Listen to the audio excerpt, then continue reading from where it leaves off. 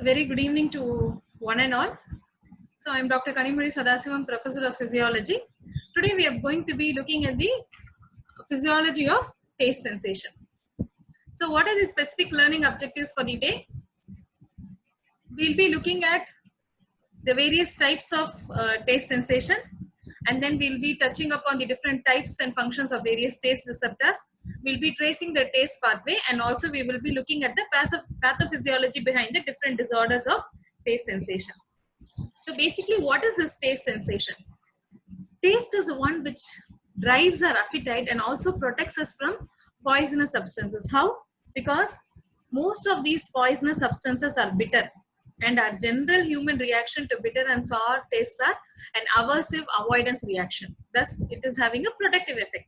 Similarly, we like this taste of the sweetness of sugar because we have an absolute requirement of carbohydrates. We crave for salt. Why? Because you need electrolytes. Proteins are the basic building blocks of our body. And this new taste called umami, which is a meaty, savory taste, drives our appetite towards amino acids. There are primarily five different taste sensations. As you all know, sweet, salt, sour, bitter, and umami. So what are the chemical constituents which makes up the sweet sensation? The sweet taste is produced by organic substances like monosaccharides, polysaccharides, glycerol, alcohol, aldehydes, and also chloroform. Inorganic substances like lead and beryllium also taste sweet. That is why these cheap tiny toys, they add lead as a binding agent for the color. And children generally put and keep licking the toys in their mouth. Why? Because lead has a sweet taste. Now coming to salt. Salt is mainly produced by chlorides of sodium and potassium and ammonium, and also nitrates of sodium and potassium. Certain sulfates, bromides, and iodides also produce salt sensation. Coming to sour sensation, sour is basically produced by hydrogen ions in acid and acidic salts. Bitter, as I've already mentioned here, is produced by substances like caffeine, quinine, strychnine, morphine, pyric acid, bile salts, and certain inorganic substances like salts of calcium, magnesium, and ammonium. All these are bitter. The bitterness of these salts are mainly because of the cations.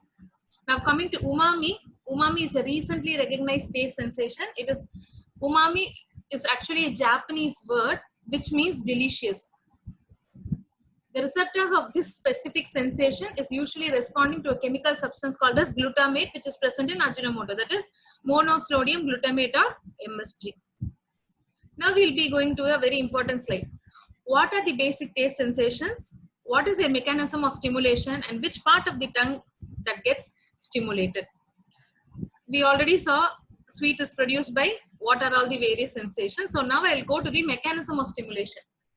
Basically, what happens here is the taste transduction is a process by which the taste receptor usually converts the chemical energy into action potential in the taste nerve fibers. The receptors for taste sensations are basically chemoreceptors, which get stimulated by the substances. These taste producing substances, chemical substances, get dissolved in the saliva. And these receptors, since they're chemoreceptors, they are getting stimulated by this substance dissolved in the saliva. So now the taste receptor is basically a G protein coupled receptor, GPCR. It is also known as G protein gustation. So for sweet, now coming to the sweet sensation, how was the sweet sensation produced? So as I told you, the receptor is GPCR receptor. These substances bind to this receptor and they cause depolarization via activation of cyclic AMP pathway. The part of the tongue that is most sensitive to sweet sensation is the tip of the tongue. Coming to bitter sensation, bitter receptor is also a GPCR receptor. The substances bitter, the chemical substances in these bitter substances, they activate the phospholipase C through these G proteins. It produces ionocetyl triphosphate, which initiates calcium depolarization by releasing calcium. The posterior part of the tongue is more sensitive to bitter sensation. Coming to sour sensation, the receptor for salt and sour sensation is called as ENaC receptor, that is epithelial sodium channel receptor. Okay, so what does it do? When the sodium ion enters, this receptors will release glutamate, which causes depolarization. And the posterolateral half of the tongue is very sensitive to salt sensation. For salt sensation, the anterolateral half of the tongue is sensitive. For both these cases, it is ENaC receptors, which causes depolarization by increasing the sodium ion permeability in case of salt, and in case of salt sensation, along with the ENaC receptor, there is also blocking of potassium channels. Coming to umami sensation, the receptor is metabotrophic glutamate receptors. Okay, M stands for metabotrophic glutamate receptor 4. So this causes, glutamate causes depolarization of this receptor. The exact mechanism is still not clear, but activation of umami is intensified by the presence of GMP, okay, guanositol monophosphate. The part of the tongue which is most sensitive is also not yet identified. Now coming to the, we just saw how the sensations are perceived and how an action potential develops. So what was I basically telling? The chemical substances in these various taste sensation have to get dissolved in the saliva to activate the receptor. So what is this taste receptor? It's a chemoreceptor. Basically, the sense organs for taste are the taste buds. Very important question they keep asking in Viva and MCQ. The sense organ for taste sensation is the taste buds. Basically, these taste buds are located on the papillae, which is present on the tongue. So first we will see about the papillae, then we will move on to the taste buds. So the taste papillae can be seen all through the tongue as a small red dots or raised bumps, particularly in front of the tongue. We have 4 different types of papillae. Fungiform papillae, which are usually found near the tip of the tongue. These fungiform papillae contains around a moderate amount of taste buds, say up to 10 taste buds.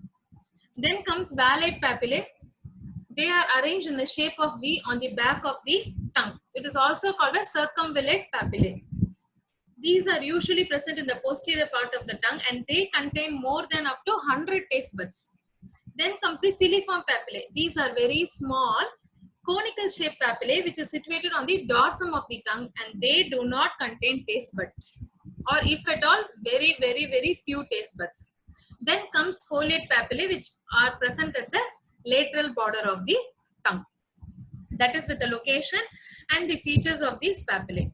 Okay, so this picture is again telling us the location of various papillae. So the V-shaped in the posterior part of the tongue, we have the valate papillae. On the lateral aspects, you have the foliate papillae, and at the tip of the tongue, we have the fungiform papillae. And then in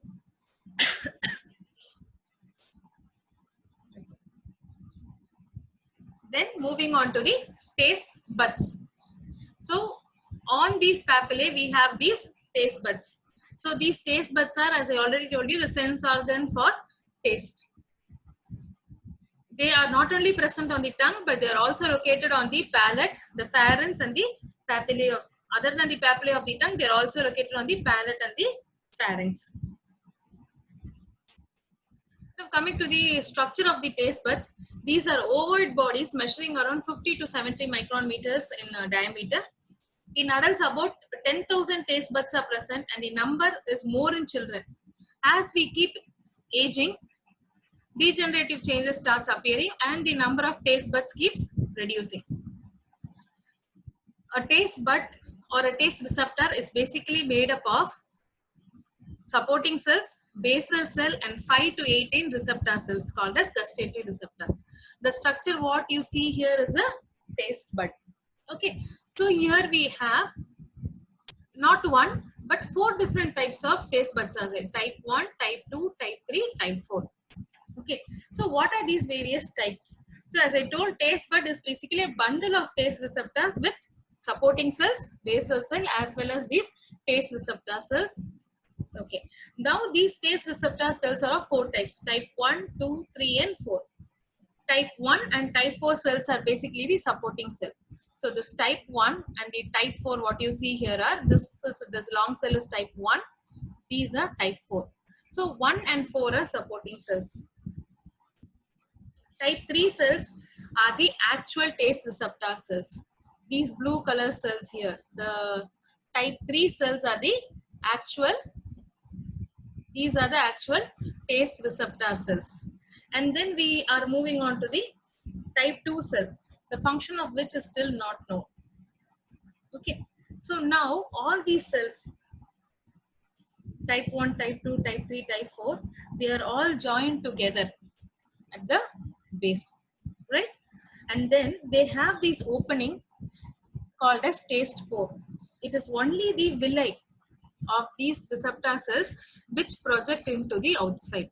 Okay, so these receptor cells have a number of microvilli projections in which project into the taste pore, and this has a life cycle of around a very few days.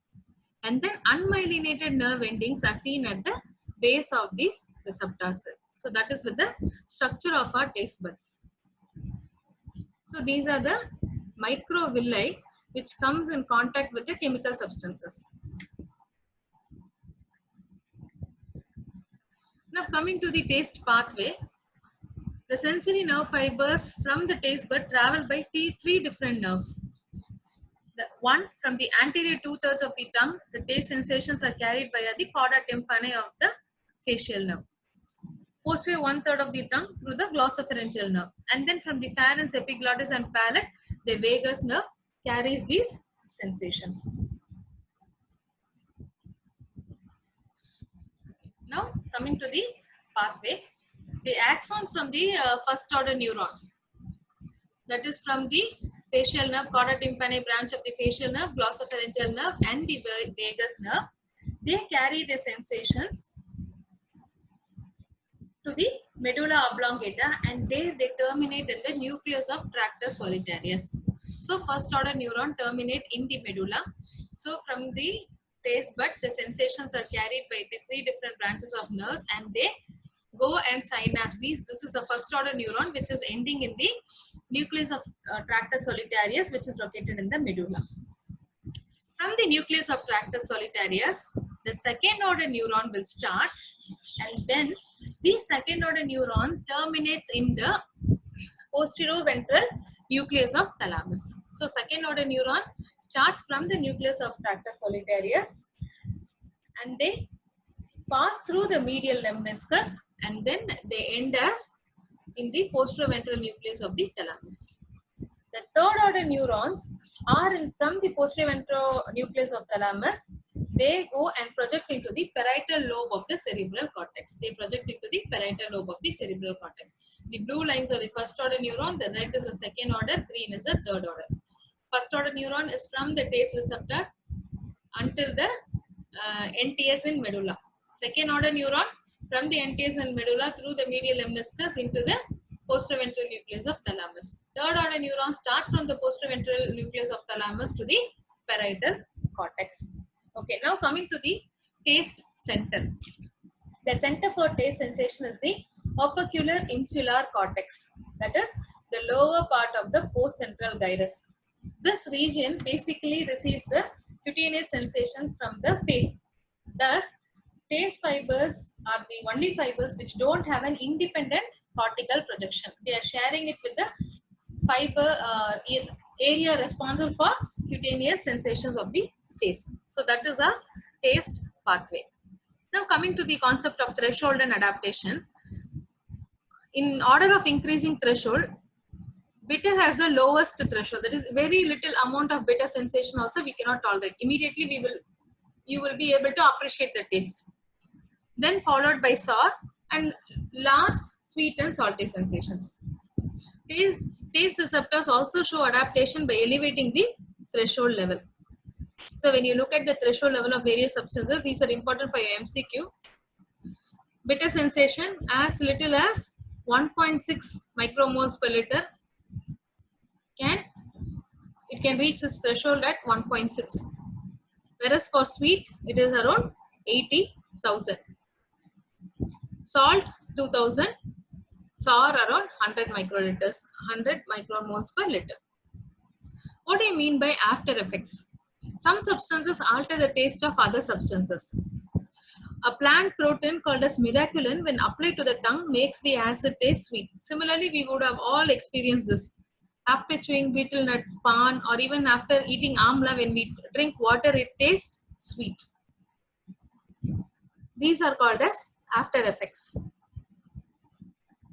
Similarly, there is something called as combination of taste sensations with other sensations. That is, when the taste sensation combines with other sensations, then it gives rise to a completely different sensation. For example, combination of taste, smell, and touch gives rise to something called as flavor.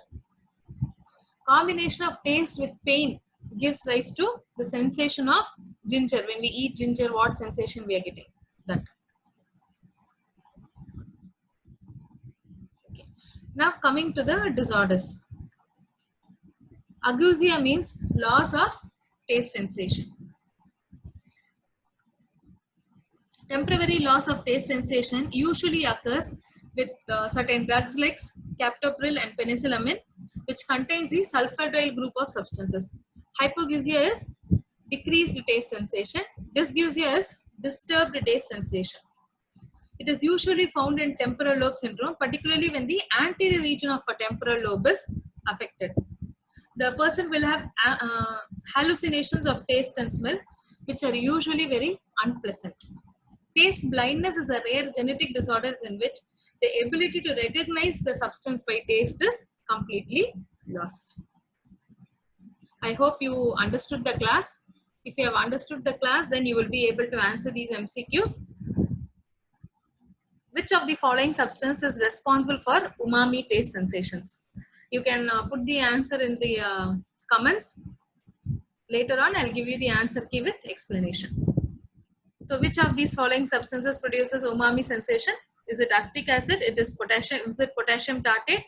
Or is it organic substances containing nitrogen? Or fructose? Or is it glutamate? And then second, we have another statement you have to find which is correct in this. Which of the following statements regarding the transmission of taste information from the tongue to the cerebral cortex is correct? Majority of the thalamic neurons and taste pathways synapse in the occipital lobe.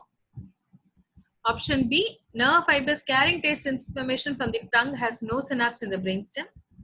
Option C, nerve fibers carrying taste information from the tongue, synapses in the solitary nucleus. Option D, thalamic nucleus involved in taste pathway is the dorsal medial nucleus. Option E, thalamic nucleus involved in the taste pathway is ventro-posterolateral nucleus. So which among these statements is correct? You can always ask your doubts in the comment section. I'll be more than happy to clear your doubts. Thank you.